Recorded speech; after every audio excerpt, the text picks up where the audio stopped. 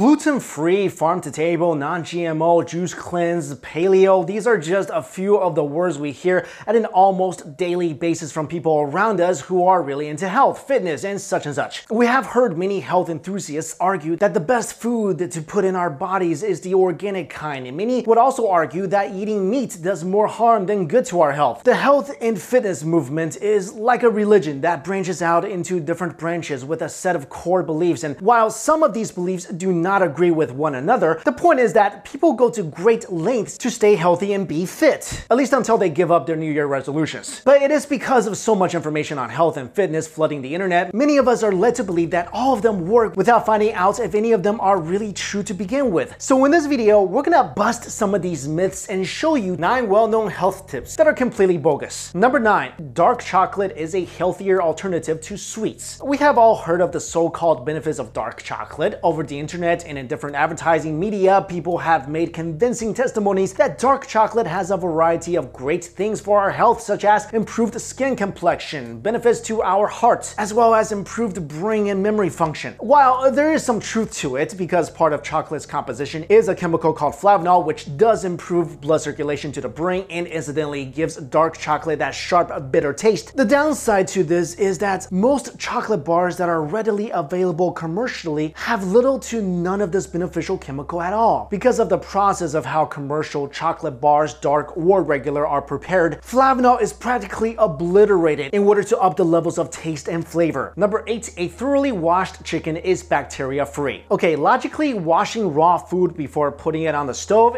is a pretty good idea. But while indeed you do get to wash off all that bacteria from the carcass, this, however, does not mean that you are completely safe from microbial bacteria, because a splash and a spritz of water can effectively transfer bacteria such as salmonella onto kitchen counters, cutting boards, and even our arms through the water droplets that splash back from the wash. In truth, washing off bacteria from chicken or any other meat product is a complete exercise in failure, and the best way to kill disease-causing germs and bacteria is to actually thoroughly and properly cook your food. A good and sufficient blast of heat from cooking can instantly eliminate microbes and germs. Number 7, antioxidant supplements are your frontline defense against cancer cells. We are all guilty of spending hundreds of dollars on dietary supplements and vitamins that promise to keep us in peak condition, but most of us have been duped by supplements claiming that they have antioxidants that can help prevent some cancers and diseases. While antioxidants are essential to our body chemistry, having an excess of it can be much more harmful. Antioxidants occur naturally and can be easily found in certain fruits, such as tomatoes, and drinks like different kinds of tea. But the most popular kind of antioxidants come in the form of processed pills and supplements. The fact of the matter is that the body has both oxidants and antioxidants, each keeping the other in check. But the commercial health supplement market has really overplayed the role of antioxidants in claiming that it can prevent cancer. Unfortunately, as our bodies consume these supplements on a regular basis, our body chemistry receives an imbalance as these supplements also attack the good oxidants in your body, making us much more susceptible to deadly diseases and cancers. So maybe put down that pill and just eat a tomato. Number 6, always wash your hands to keep germs at bay. The first line of defense against diseases is, of course, keeping your hands clean, literally. The benefits of washing your hands with soap and water are numerous and have been proven by science to deter illnesses such as the flu. While it is indeed a good practice, sometimes we can get a little overboard without even knowing it. Constant hand washing, especially with antibacterial soap, can actually strip away moisture from our hands and leave them sterile. Because the chemicals in the soap can eliminate bacteria indiscriminately, leaving our palms even more vulnerable to the elements. Because there are naturally occurring bacteria in the human body, and this is a byproduct of millions of years of evolution. I mean, that's why these guys can't hack it here.